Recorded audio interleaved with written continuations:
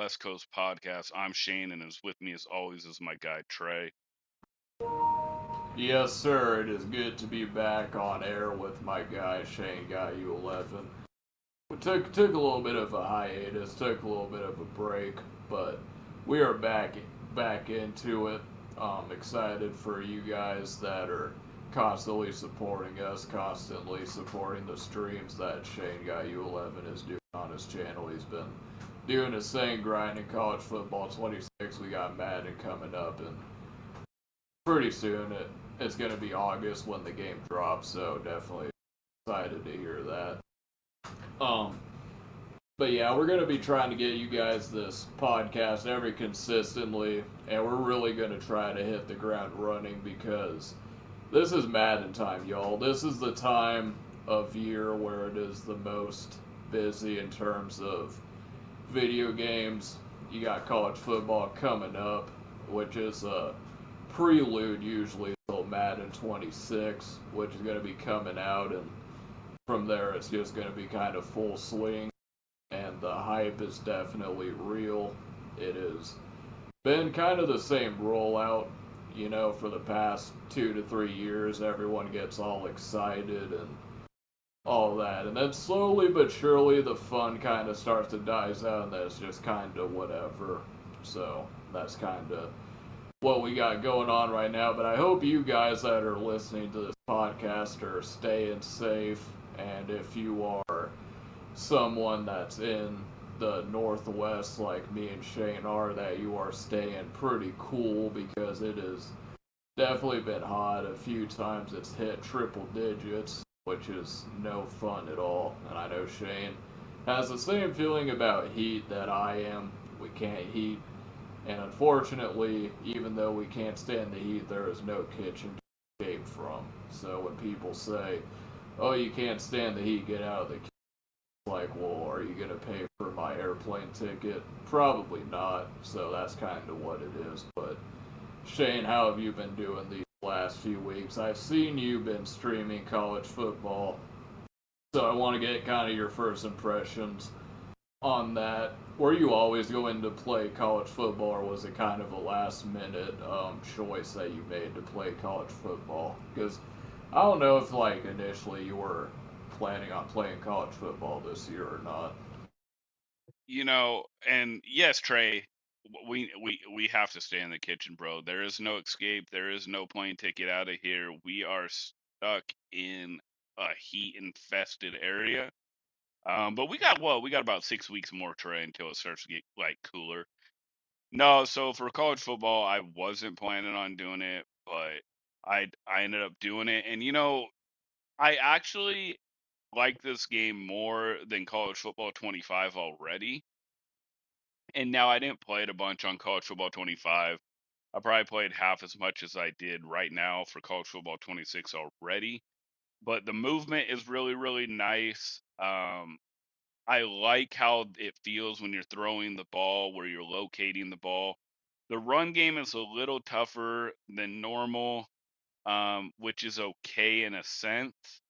But like Trey, I can usually run in every video game I do, college football or Madden. But I will tell you, it is a little bit harder to run the ball. Now, one of my major gripes is the user defense, which in the patch note that I did drop, they talked about that they're trying to fix the user defense to catch the football instead of not reacting. They did say they're going to put another patch after this last one out to hopefully fix it as time goes on.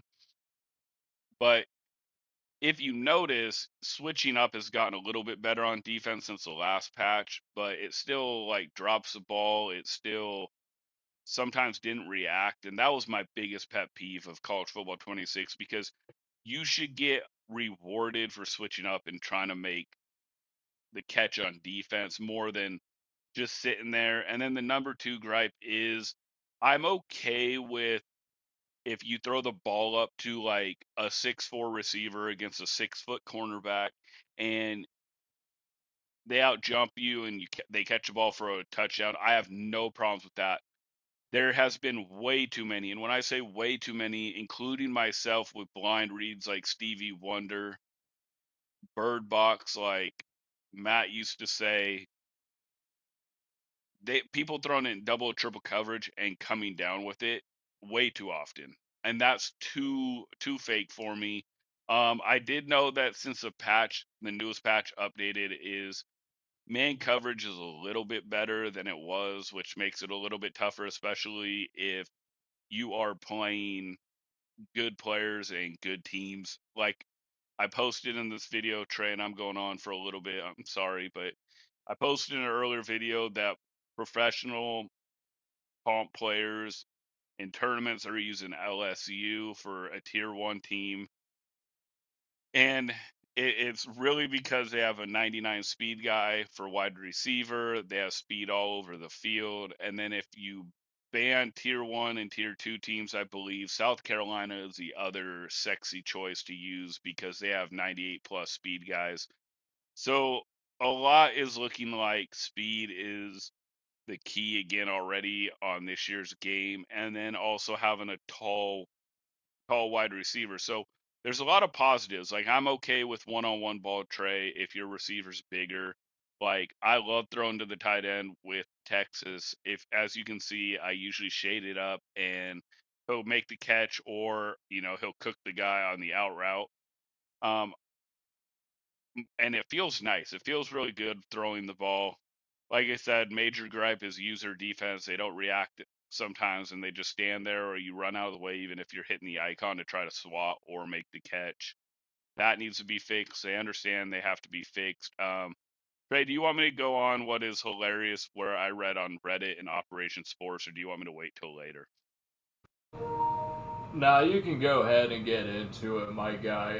The two gameplay questions that I have for you is number one. I think the most controversial thing that's gameplay centric from a competitive standpoint is in fact the stadium pulse. My 2 cents on it is that I think it does have a place, especially in college football for tradition, but I think it's a little bit too overboard. I mean, if I try to hot route and my running back who's standing 2 feet away from me, I'm pretty sure he's going to be able to hear if I tell him to block or go out on a route. So, I mean, I think it'd be good if they could figure out a way to not be as egregious as it currently is. So, I want to talk to you about stadium polls. Give me your take on that. And the other thing is, how do you feel about screen passes? Because it's kind of a groundbreaking scenario in terms of screen passes because in the past, and I don't know if in real football they screen passes or they run their route behind the line of scrimmage. And usually in years past, screen passes they would kind of fake like they're going to block, and then they would kind of roll out past the line of scrimmage and catch the screen. So do you think it's EA is trying to fix where you put your running back on a route and he kind of gets into the offensive lineman and he just kind of stands there and doesn't do anything. So, what's your opinion on Stadium Pulse and the screens, how they're different now, and then get into the Reddit and what you have to say on that? That's perfect, Trey. I actually forgot about Stadium Pulse, so thank you for reminding me. Yeah, it is a little bit ludicrous too on that. They need to tone it down just a little bit. And I understand if you're in a dynasty or, a big play in the game, pop up the crowd, but like, yes, it is a little OP when you're doing head to head. Like, what I have done is I've picked like plays that I think are going to beat the coverage that the opponent is using, and then I memorize the icons. So like some people, and I'm giving an example of this so you can go see what I'm talking about. If you go look at my shorts, some of the icons on the road that I'm throwing to have a question mark above them, but I already memorized those icons that I was throwing to before I hiked the ball. And honestly, that's kind of what you have to do. It's kind of like with icing the kicker tray, is you have to visualize where it would be, where you should hit the button for when you go against icing the kicker when your kicker's iced and shaking. That's basically what I did on that. And then with this, I just memorize like the icons and what the route should look like. Sometimes I do try to hot route it, and it's like I said, it's OP. Like they can't hear, and then they screw up. And then the other thing is, if it gets to 4 seconds, they do a false start, which is kind of dumb to me. But so yes, I do agree, Trey. Stadium Pulse is a little OP. It's a little ludicrous. Now in tournaments, the couple I've done, they make you be on a neutral field, so there is no home field advantage.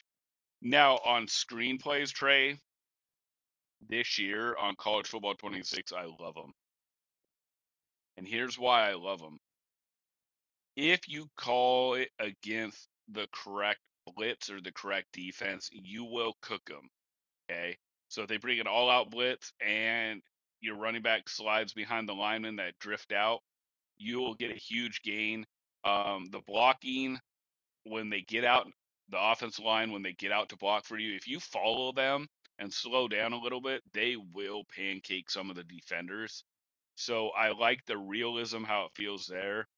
I actually really enjoy the halfback screens this year, Trey. I think it's really realistic, and the reason why I say that is there's some times where I or my opponent has sniffed out the halfback screen, and I've noticed it with defensive ends that have stars underneath the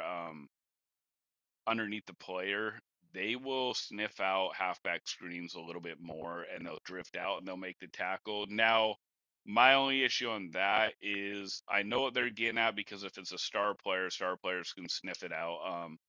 For the Seahawks back in the day, KJ Wright was one of the best screen defenders I've seen in football in a long, long time. He would sniff it out, tackle him by himself.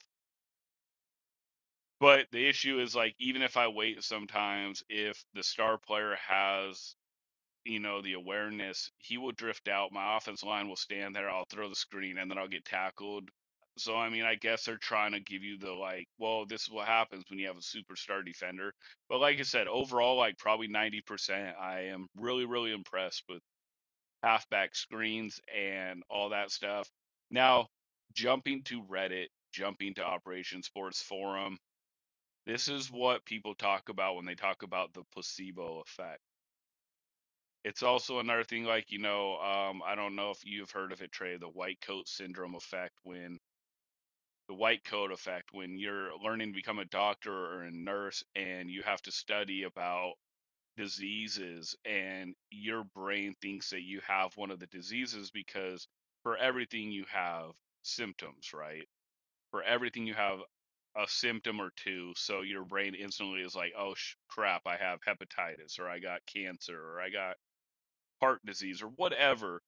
And talking to a family nurse, and she literally said, yeah, she got it too. And like everybody she's gone to and talked to, they all got it. The white coat effect. And some people that have more anxiety, it took longer to get over. Some people were like, yeah, whatever, after a couple of days. But jumping back, this is what I'm talking about, like the placebo effect is.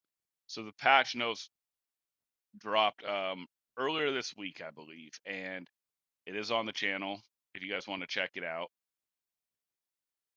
And it said that they had been trying to fix like the defense catching picks more.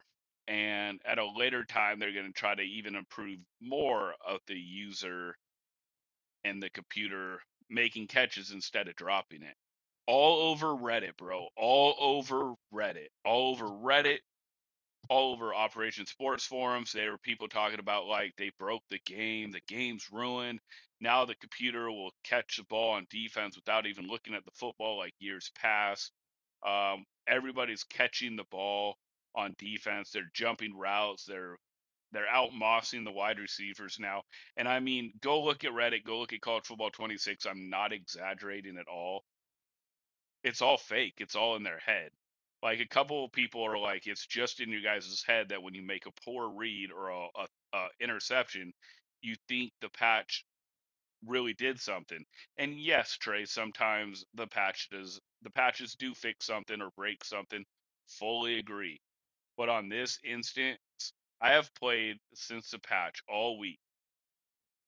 They have fixed my user reacted a little bit better than it was, previous, the last patch that came out, because it wouldn't react at all. But it's still not great right now. And like, if you run the game film back right now of college football 26, today's stream, you will see in the first game, like, my computer dropped like 5 or 6 passes. I dropped multiple passes earlier in the week. Been dropping. Rose dropped in, said that, yeah, she doesn't know what people are talking about because her people are dropping in on defense too. Um, I know that she said in cut the game feels clunky, and it's possible because the speed is slow, but like for regs, it is really, really good. But yeah, anyways, that's answering your questions, Trey. Anything you want to add on, I'm here. Yeah, no, definitely. So basically, from what you're saying is the people on Reddit are giving their opinions and saying that the patch is in fact it does what it's saying it's going to do, but from what you're saying is that it's actually not what they say it's going to be. And so do you think that with the patch they intentionally lied to you, and do you think it's maybe they tried to fix it, but in turn it didn't actually work out the way they thought it was going to be? Is that pretty much the gist of it? Pretty. No, no, no, no, no. Like Trey, like the patch is actually doing what they said. They said they fixed it a little bit, and in future patches they are going to try to fix the user on defense. The Reddit community just thinks that every pick they throw now, the patch became super OP on defense, but it's not true. The Reddit people are, it's all placebo, Trey. Gotcha. It makes sense. And I mean, it is possible because you were saying cut and regs. And, the gameplay definitely does play different. Um, so is it possible that the people on Reddit and the people on the forums, like, do you think it's possible that maybe that the modes that they're talking about is different than the mode that you play, which is Road to the CFP? Or do you think maybe they're just upset and they're not as good as they think they are, and they're just complaining and trying to give an excuse on why they're not as good as they think they are? That's really good, Trey. Honestly, bro, that's really good. It could honestly be a little bit of all of it, right? They might be playing cut, they might be playing dynasty, they might be playing road to the glory, but people always make excuses, right, while they're not good. Like, the first thing that I'll say is, I've had some people that are very, very competitive, very, very mm, pro-ish, probably around my level, a few ahead of me, that are like, in the past have been like, this game is awesome, it's the most amazing game ever, but if they lose, the game's trash, it's fake, it's not real. So I think it could be all of it, Trey, to be fair. It could be different modes. And then also, I think it's people making excuses why they make poor reads. Like, I don't know. It could be a little bit of all of it. You know what I mean, Trey? Yeah, it could be a lot of it all looped in. It's definitely not for as long as Madden is, and really college football as a whole. There's a whole lot of communities. Everyone that plays Madden has a specific preferred way that they like to play. Some of them are competitive, and some of them aren't. So, would you say that the game being it where it's at now? I know you haven't got to play cut, but you're going to be a whale in Madden, and I'm sure you're looking forward to that. But I guess from what you've seen, I'm sure you've probably seen people play cut in streams and etc. Maybe some of your UMC brothers have gotten involved in some tournaments. Do you think that the game is in a good place competitive wise? Like, could you see them do a tournament, or do you think if they were to do like a more MCS style tournament that it would be problems and people would complain too much? I have watched a few people that I do know. One person, well, a couple actually from UMC. It kind of reminds me of Mutt. Honestly, if you want to know the truth, it's just college. Even watching them play, like it seems like regs, but just a little bit slower right now due to the players not as good as in regs right now, so they're a little worse. Um, I think people will honestly complain, Trey, about any tournament they do, right? So any tournament that they do and they lose, they're gonna bitch about because people try to protect their ego. They try to protect how they feel. They don't want to look bad, so they'll complain. Now, I do agree with people on, when during the MCS tournament, like some of the moderators would make you stay 45 minutes trying to debate over a game that you have proof on, and time is money basically because while you're waiting 45 minutes, other pro players are playing two games in that time period, so you're falling behind, you're falling lower in the ranks.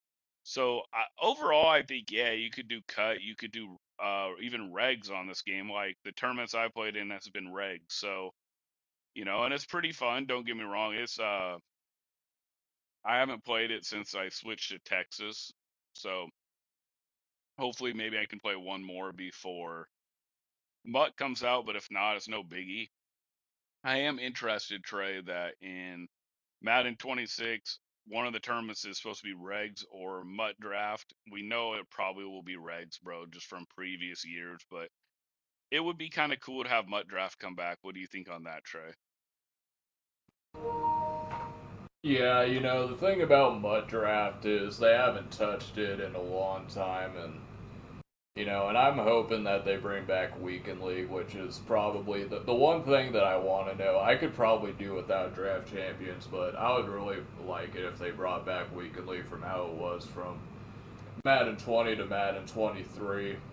Don't think it'll happen, and I also don't think that Mud Draft will happen. But the way that Mud Draft is, and my theory on it, is abilities. There is no abilities on Mud Draft, and maybe they're thinking that if the players on Mud Draft don't have abilities, that it's gonna kind of get into a gray area where they'll say, well, if this player is this much overall and have abilities, that he doesn't play as good as the player with abilities. So people are gonna see that and say, "Are you guys are ripping us off?" And which obviously they are.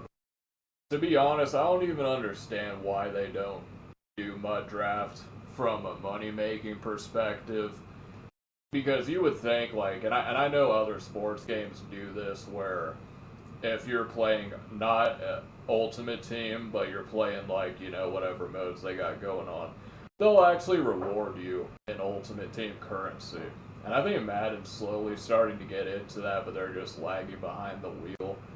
And my theory on why Madden doesn't reward people from playing modes other than Ultimate Team with Ultimate Team rewards is I think the community in Ultimate Team is very cult-like and weird to where they don't want people striving and being one of them. They want the only entry to being is basically basically fall into the cult. Because I mean, honestly, Shane, if you were EA, right, and you're thinking, okay, I want more people to get involved in Ultimate Team, so how do we do it? I mean, wouldn't you think that if you were to make Draft Champions or Mud Draft free and you were to bring it back and you were to give rewards, don't you think that in tune, if you were to do that, it would strive more people that maybe weren't interested in Ultimate Team? Maybe they'll migrate over to Ultimate Team because now they get rewards and they're able to do that. What do you? Why do you think they don't do Mud Draft anymore? Bro, I think it's a couple reasons, honestly. I'm gonna go a little bit of the opposite on that, Trey, of what you said. Number one, they stopped doing the MUT draft because people felt like it got rigged in the single elimination tournament. That all the top pros got their playbook, while other middle pros and people like me didn't get their playbook. So I think it got rigged. So I really do. Um, that's what I think. Part one. What's up, Zach? UMC in the building. But secondly, honestly, Trey, I'm gonna go the opposite route of you, and like I think the reason why they don't want people doing MUT draft and getting the updated cards is I think people wouldn't spend money on their MUT team as much. Some people. So I think they are coming from it from a selfish standpoint of, oh man, if we give updated cards in MUT draft, some people won't spend money on their MUT team because then they can just go into MUT draft and play with these cards and play other people. So that's what I feel, but I could be totally wrong on it. Um, I do think that I would make MUT draft an MCS tournament though. Again, Trey. Yeah, it is interesting because I remember we had D Jones on the podcast, and he's a guy that basically made his name from being a draft champions player, and it was interesting because I asked him about the first tournament. This is way back in Madden 16, so and he was like, "Yeah, I was playing Serious Mo, and he got all his playbooks, and some of the players that he got on his team, he didn't even have to draft." And I asked him, I was like, "So when Serious Mo got his team, did you think at the time that anything was kind of shady or sketchy about that?" And he said that he didn't think it was necessarily rigged or shady, but he just kind of found it kind of weird that Serious Mo was able to get his playbooks. And come to find out years later, you have players where all the pros get all their playbooks and stuff. So I mean, I guess I'll ask you that same question, Shane, now that you've had time to kind of reflect on that. Do you think that when it was an MCS event that it was rigged in a certain kind of way, or do you think it was just kind of luck? Oh, bro, it was rigged. It was rigged up the ass. Pardon the language. It was rigged up the ass so far, bro. Look, I'll tell you this right now, because at the time you only had 1 to 3 chances to pick the playbook. There was no double chance like there is in the past or last year or whatever. It was you got 1 of 3 playbooks. That's it. Now, I believe the top 12 at the time: Skimbo, Clef, Joel, Mo. I believe it was Kiv, and then Joke or whatever it was. Whoever those top pros were, I know it was Skimbo and it was Clef for sure, and I believe Mo and I think it was Kiv. They got their playbooks. So you're telling me like the top 12, Trey, honestly, and I'm pretty like in the middle. I don't always believe conspiracy theories, and I don't always, but like you're telling me the top like 12 players, all 12 of them got their playbooks. Seems fishy as hell though, doesn't it?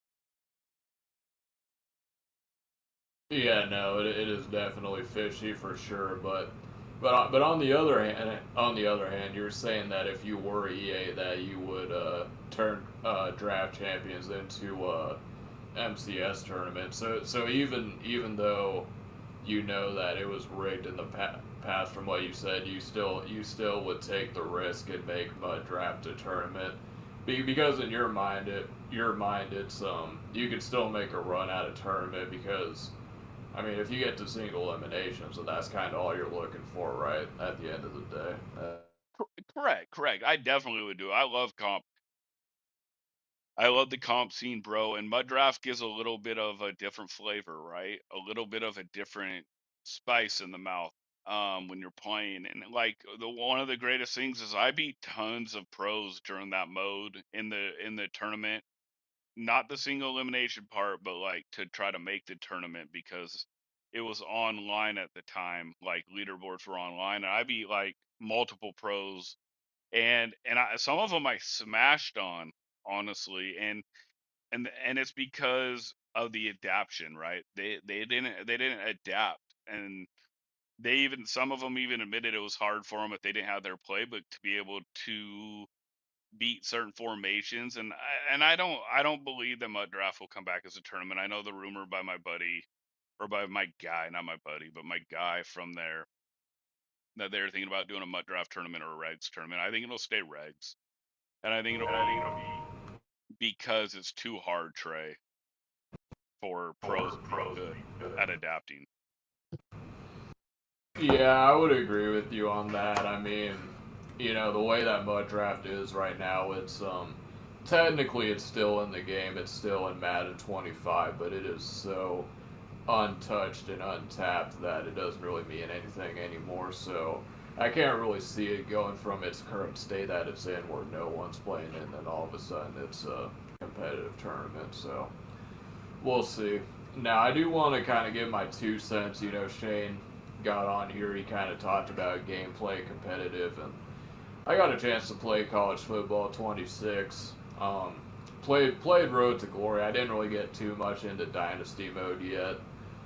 And the Road to Glory thing is cool for me. I think that there is sort of a ambition for EA Sports to kind of get back into the more story-driven superstar modes. Case in point, Long Shot. If you look back on Long Shot, the story mode itself, I think, was pretty good. I don't think it was necessarily a cliche, sports story. I mean, you have someone that is from Texas, and, other than a typical sports story where you're the best thing that ever happened, you're the number one overall pick. Long Shot, it was kind of a different angle. It was kind of like you barely made it. You did all this stuff, and so it was kind of a unique storyline. So I kind of think that EA kind of has ambition to go more into the story-driven route of things. But I think that a lot of the people that play Superstar mode and Road to Glory, they're not really that interested into a dynamical story mode. I think they just want to play career mode and have it not be too cinematic in terms of things. I think they're on the right track with the Road to Glory thing. I know some people are saying, the why, because they only give you like 5 positions to pick: quarterback, receiver, halfback, and linebacker. And I kind of understand that, but at the same time, is anyone going to want to play a career mode as a kicker? I mean, there's some people that want to play a career mode as a kicker, and I think you should be able to do that. I mean, it's not like it's going to affect EA. I mean, if you don't really have to adjust the sliders, if someone wants to be a kicker in Road to Glory, you can just make it happen. So I think Road to Glory is in a good spot right now. I think it's simplistic enough, and they didn't really try to overdo things. So I think it's in a good spot. I would say that the Super Sim logic definitely needs to be upgraded. So when you're in Road to Glory, and I've noticed this in Madden 25, but you're playing as a quarterback, so you have no control over the offense. You have no control over what the coaches say. And there's been a lot of times where I'll drive my team down the field. I'm on offense. It's 3rd down. It could be 4th and 5. It can be 4th and 10 or whatever. And if we're in field goal range, the Super Sim is just going to fake a field goal. like literally every single time it's going to fake a field goal. And sometimes that could be the difference between you win or lose. And I know EA Sports, if you happen to come by this podcast, you guys are not competent enough to find a fix to this problem. So all you have to do is give us the option in Superstar mode to turn off the Super Sim logic and just let us pick whatever it is. So that's kind of my whole run of the mill on what Road to Glory is so far. I know some people say that you have to spend a lot of your training points on the education side of things, but I really didn't have too much of a problem with that. Oh yeah, and the high school system. So in the past, last year, you didn't play high school. It was basically you went into career mode and you could say, okay, I want to be a 5-star coming out of high school. I want to be a 4-star, a 3-star, 2-star, and you kind of work your way up the depth chart, depending on what you pick. Well, they put high school back into college football this year. Now, the high school system, how it works this year is you don't play a full game of high school. The high school that you play in college football 26 is solo challenges. So, if I'm a quarterback in Road to Glory and I go to high school, it's going to say, instead of just playing the game, it'll say pass for a touchdown or pass for a first down, complete a pass outside the numbers. The same stuff. If you ever played a solo challenge, you'll know you have these certain objectives that you have to hit. So say the drive goal is to get a first down. So you get a first down and you throw an interception. And the game is going to say, well, you threw an interception, but you did complete the objective of getting a first down, so therefore you're actually going to be doing good.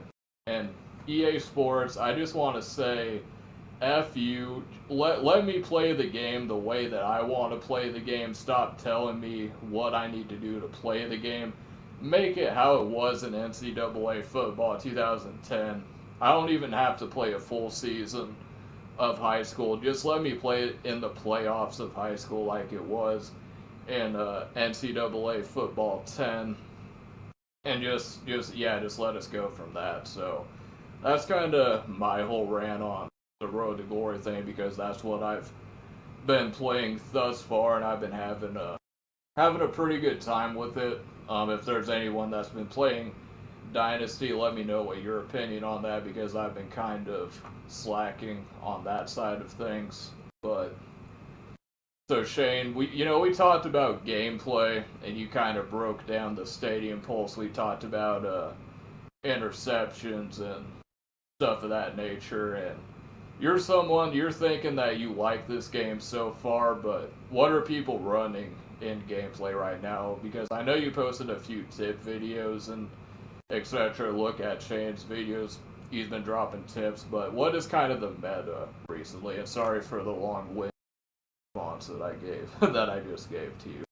Nah, Trey, I love that, man. I love when you go on your conversational about things that you like or dislike. I enjoy hearing it, man. So I appreciate that. On offense, it's really kind of been I haven't really paid attention that much to offense. Like I just play my defense and try to play it. So like maybe I'm a little bit brain dead that I haven't picked up on anything on that. On defense, it is double mug. That is the meta.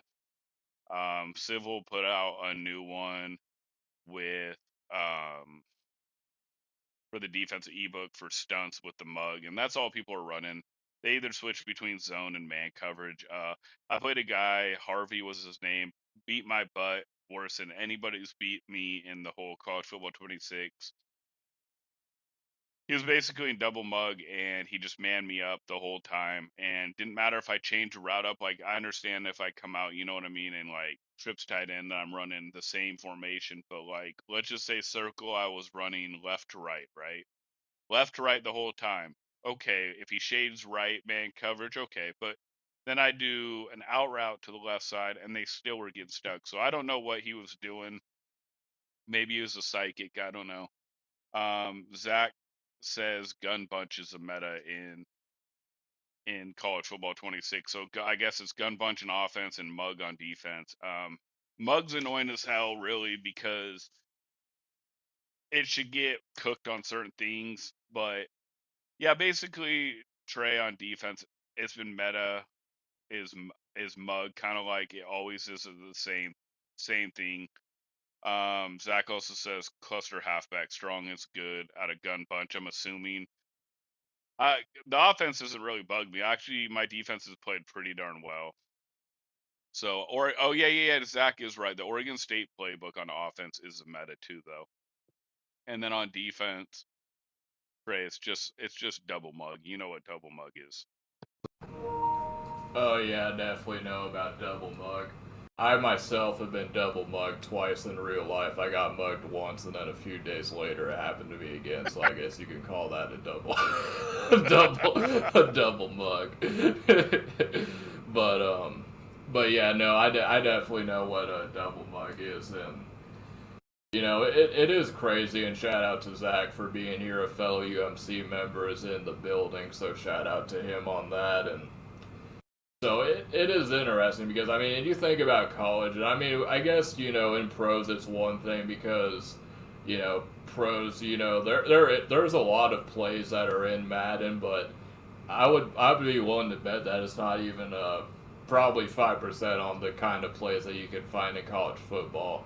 At least on offense, because I believe on defense there's like maybe like 4 or 5 different defensive playbooks on college football. So that part I understand, but Shane, do you think that there's a lot of untapped plays that could be in college football 26, but people just kind of find 3 or 4 plays that work, and they just kind of stick to it? Like, do you think that it could be possible for someone to come out of the woodworks and come up with something that's even more broken than what's in the game right now? Oh, for sure. Like 100%. And Zach is right. Clef and Tumir were in 6-1. That is another meta defense. He is right, but for the most part, like 75% of the time I see double mug. But 6-1, yes, for sure. That is too. No, you know what, Trey? Yes. You can definitely find something where you could kill the meta and actually make a deep run until people either steal it from you or lab against it enough where they know how to stop it or to attack it if it's a defensive play. I can't remember. Oh, it was Scheming. Scheming came out with a play a couple years back that I was winning a lot of games. I don't know if you recall this, Trey, but I was winning a lot of games with the halfback Willie run. And he came with this weird defense that he labbed up by himself that would shut down the Willie. It would shut down all the runs basically and force you to pass, but it was also a good pass defense. I can't remember what it was called, bro, so I apologize.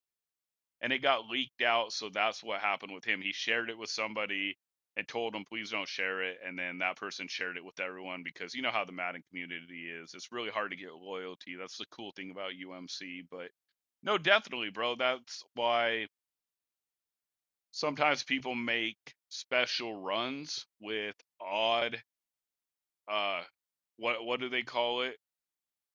What do they call it? Damn, I'm having a brain fart. What do people call it when Bubblegum. Thank you. I knew it was gum. I almost said gum bunch, but I was like, dude, gum bunch. What am I talking about? Yeah, bubble gum. They basically call it bubble gum if it's something rare. And it's honestly, bro, it's because people don't want to think outside the box, Trey. Like, it is so much easier to buy an ebook, offense and defense, try to perfect it. You'll win against 90% of people. You might even make a deep run in single eliminations. And then maybe if you adjust better than the pro you're playing, you'll beat them too, and maybe you'll win it all. And yes, there is a reason why they all use it. A, it's easier. They don't have to think outside the box, so they get the meta offense, meta defense, and then it's all about adjusting to beat people. But you're going to beat 90% of the people already. But the problem is if you go against the guy who made the ebook, that's going to be the toughest game that you can figure it out. So yes, and then some people do trade by the ebook and then try to figure out how to attack the meta, but like for the most part, most people just want to stick in the meta after they buy the ebook because it's easier. And that's why I constantly do my own thing, and hopefully that year I'm able to defeat the meta because then I'm going to win most of my games, right? But yes, to answer your question after it's long-winded, yes, people, if they thought outside the box, could find plays that would kill the meta, but most of them don't want to waste their time. Yeah, no question. And it's kind of, you think about these ebooks, right, that people release, and I almost wonder if it's like a conspiracy theory. Um, because say you release these ebooks and they feature, these set amount of plays. Well, the people that are releasing these ebooks, they probably have a pretty good idea on how to stop those plays if they came across it online. Unless the person is like really good, then maybe they can get one in them. But for the most part, they're going to be able to beat the people that are just running the ebooks that just bought them.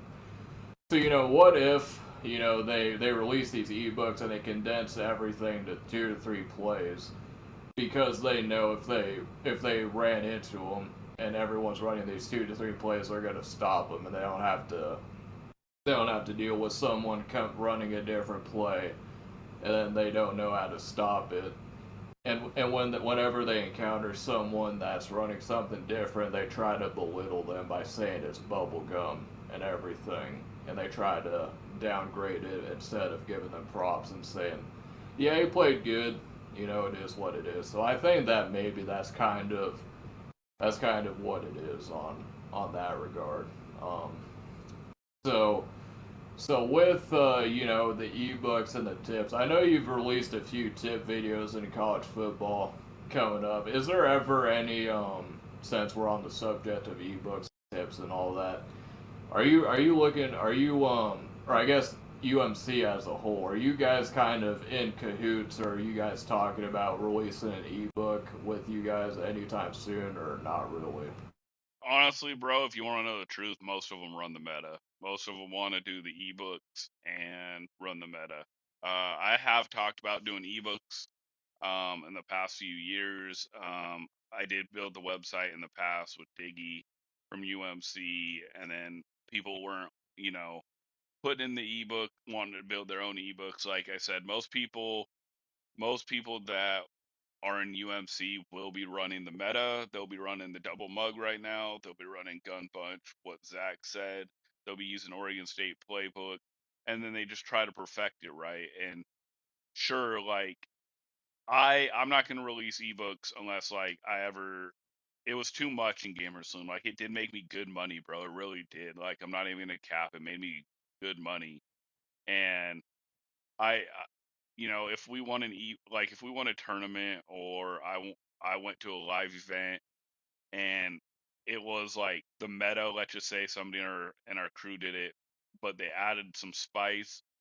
Yeah, we drop. I'd probably make sure that they'd do an ebook. Yeah, exactly, Zach. So Zach just basically said what I did. If like we won a tournament, we drop an ebook, or even if we made a live event, like I would drop it. Like and I put out some like honestly, if people really like, and I know I'm not a big time YouTuber at all. I'm small, but that red zone play that I put out, it's pretty damn money, dude. Like for the most part.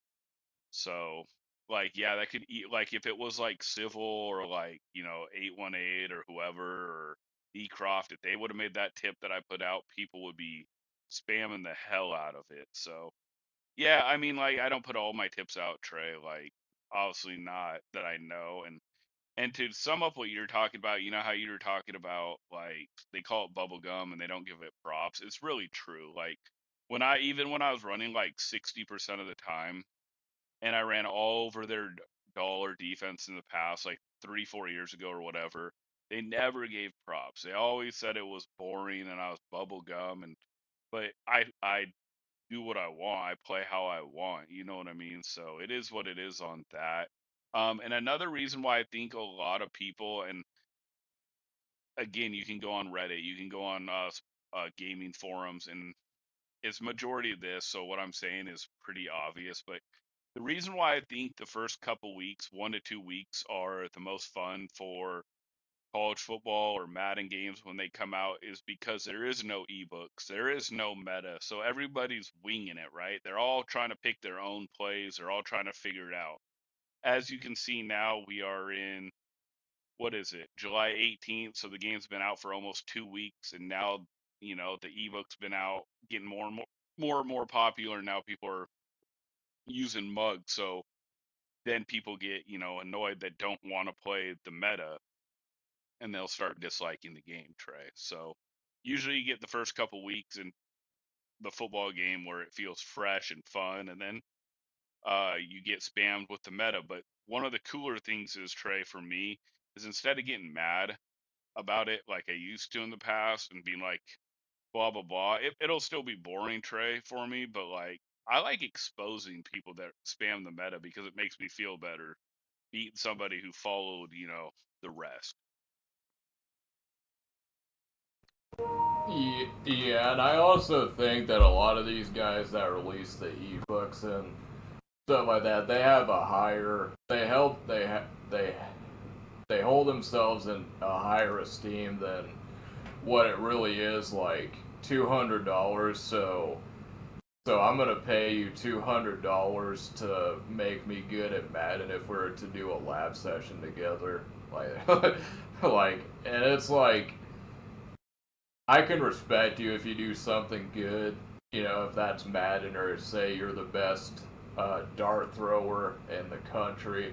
I can look at it and say, yeah, that's impressive, but a lot of these Madden guys out there, their ego is just so big that they think that because they make a live event that they can charge whatever, like $200, $200 an hour to train you to get better at Madden 1-on-1. But I mean, Shane Baby, that's something you could also look into.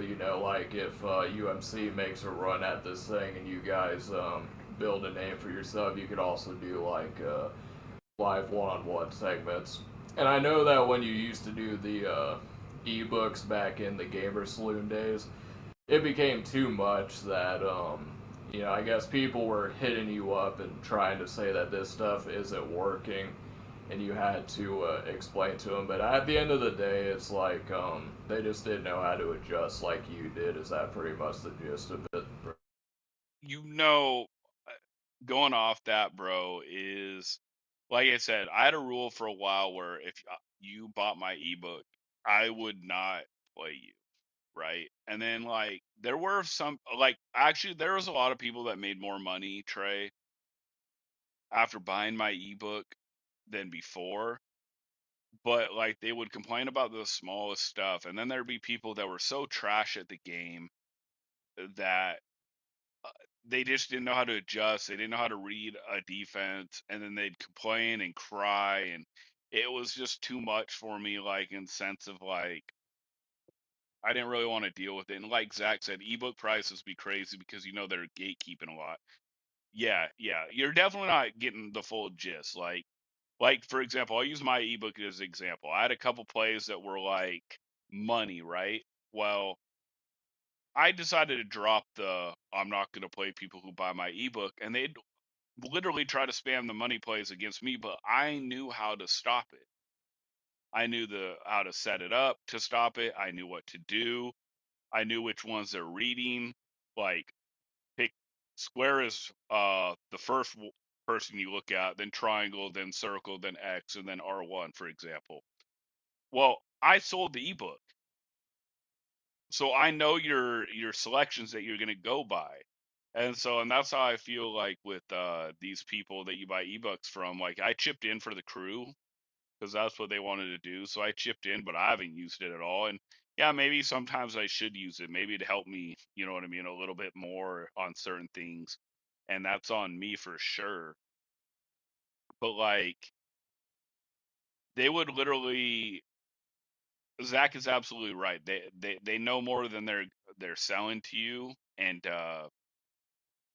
like I said, and they know how to stop it too. Yes, Zach, ebooks are best for ideas, but you can't copy exactly. Like, yes, I could say, hey, the trips formation has the best pass blocking, and then you should run these routes. Well, you can go off of it and use trips, right? Because it's the best blocking formation in the game. But then you can start working on your own. So I just feel like it helps to buy an ebook in the sense of you will beat 90% of the people, but if you run into the guys who made the ebooks, it's good, and you just try to run it to the same way they do it, they're gonna catch on, Trey. Yeah, they'll definitely catch on for sure. But yeah, that's kind of my whole 2 cents on the ebook thing. I think it is a good tool if you're starting to get involved in Madden. You can buy it and you can kind of familiarize yourself with what it is people are doing, why they're doing what they're doing. And let me tell you what, I mean, I think that from a competitive standpoint, I think buying an ebook, if you're going to compete against these guys does hold some value because a lot of these guys are ego, and a lot of times if you're someone that knows a lot about something, you're going to divulge more information than you probably should just because you feel so good and you're so egotistical that you know so much. You'll probably, oversell your information and end up telling people more than you probably should. So I think there's value in that as well on that aspect of things. But definitely stay tuned on Shane Guyulev. He's going to be having some tip videos in Madden and college football. That red zone money play is legit. And, scoring in the red zone is tough. It's probably one of the more tougher things to do in any football game because of spacing. It gets tight down there. So definitely be able to check that one out. And then, so Shane, you've been playing a lot of Road to CFP recently. And So I know you've been playing a lot with Texas, and I know LSU is pretty much the team that everyone's using. They're kind of the Alabama of this year, even though I know Alabama is one of the more popular teams as well. So, would you say that Texas is going to be your team from now? And I want to know what are some under the radar teams that you've played that not a lot of people are using that are actually pretty good in your opinion? Um, okay, I will get into that. I'm just gonna read. Zach said there is levels between good players and pro players. He's absolutely right. Zach said there's nobody online that he's played that's as good as Clef versus him. I mean, definitely levels, like for sure. There definitely have levels to them, even buying ebooks or not. My opinion is A, they play the game more. B, they know the meta and they know how to attack the meta. And then some are good at adjusting. Like honestly, like I'm gonna sound like a grade A hater, but I've maybe seen like 1 to 2 users that I think are better than mine out of 10. So for every 10 pro players, I think maybe 1 or 2 users or 1 or 2 pro players have better users than me on the defensive or the offensive side of the ball. The rest are worse than me or maybe at best the same as me. And that's going to sound like egotistical as hell, but I'm being honest. What I've noticed the main difference is they know more and they have people that help lab with them to show how to exploit the meta, how to attack the meta. They go over the finer things. So I'm going to give credit where credit is due. So they do go into depth on, like, if the meta is double mug, they figure out how to attack the offensive line if they shift the line this way or shift the line that way, or you know how to attack it when they shoot the gap. So I believe they are better than most at finer details and playing the game and learning the in and outs. While their users, a lot of them are like just whatever to me. Like most of them click off, most of them whiff. Like I said, I've only seen 1 or 2 users out of probably every 10 pro players that I'm like, damn, their user's better than mine. Like, wow, like impressive, like props. But to answer your question, Trey, nah, man, it basically like it's just a new game, so people are cool with it. But like, I basically play LSU, mainly LSU, then a lot of Alabama because of their defense, and then Notre Dame, and then some people are starting to use Texas A&M because their QB is super fast, and you can basically run backwards. Do you remember when Derrick Henry was like the QB in that Madden game where you could run outside the contains? The contains are a little bit broken, so basically, like if you watch a couple of days ago, the guy using Texas A&M, and I asked uh, AJ from UMC, he's like, yeah, that's why they're doing it. Like he'll run backwards and then circle around, and like the defense line will dumb out at times. So you have to send people and hope they make the wrong read. But nah, man, it basically is just like any other video game that's football. Most people pick the same teams. Like I said, right now it is Alabama, mainly LSU, Notre Dame, once in a while Penn State, a little bit more Texas A&M than it used to be, but still way behind LSU and Alabama. I haven't played anyone who's used Texas, so I don't believe at all. So I think I'm the only person who's been using Texas that's not a Texas fan on road to the college football playoffs. I don't believe I've played them at all, actually. So maybe I've played them once or twice, but those are the majority teams, Trey, is LSU and Alabama. LSU and Alabama, definitely going to be playing that. I'm the kind of person that I like to play with random teams, even though it is tough, but it is fun. So played a lot with Maryland last year. Didn't get to win a natty with those guys, but came close. It was difficult and long run, but so going off of that, this is time for everyone's favorite segment that I did not forget this time is the Would You Rather segment. And rumor has it on the streets that my guy Shane has a thinker for this week's edition of the Would You Rather segment. So Shane, I'm fired up. Let's see what you have in store for us. Okay, so it's a little bit of a thinking one, man. And honestly, Trey, you're gonna answer first, and then I will answer after. So in this Would You Rather segment, would you rather cure all illnesses or end world hunger? Cure all illnesses or end world hunger. I'd probably say cure all illnesses. Um,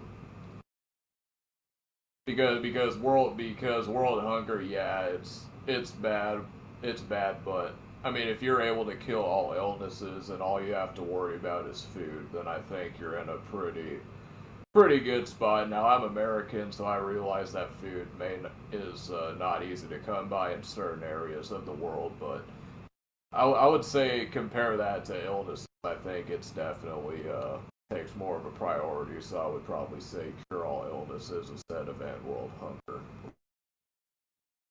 Okay, so I mean, yeah, it is honestly really, really tough for me to say like which one you would pick, right? And for me, hunger is an issue. Illness, you'd feel like almost like a god, right? But I mean, I guess you'd feel like a god on either one of them. I, man, that's really tough though for me, Trey, because like you think about like all the starving little kids in different countries that starve to death and can't eat. But I think I agree with you, bro. I would rather cure all illnesses, bro. I'm gonna go with would go with in the would you rather segment that I would cure all illnesses. All right, so Shane's going for curing all illnesses, so we're in agreement. Let us know in the comment section what you think. I don't know if our guy Zach is in the stream still. Let us know what you would think on the Would You Rather segment. And so my Would You Rather for this segment is going to be a really simple, really straightforward one. Would you rather be rich or would you rather be famous? And I'll put a twist on that. If you choose the rich option without the fame, then you live a pretty lonely existence. But if you're famous, you're loved by everyone, pretty much. You're like The Rock. So, what would you pick in that situation? I'd probably go rich with not a lot of friends, honestly. Zach did agree with the curing all illnesses, Trey. I would honestly go with being rich because I don't really need to be famous or anything like that. But being rich, I could help people out on the down low. I could also just get whatever I wanted and not worry about like if I need to go in for a medical procedure or you know taking a trip here and there. Zach said rich too, so I think we're all in agreement. I think it's rich, bro.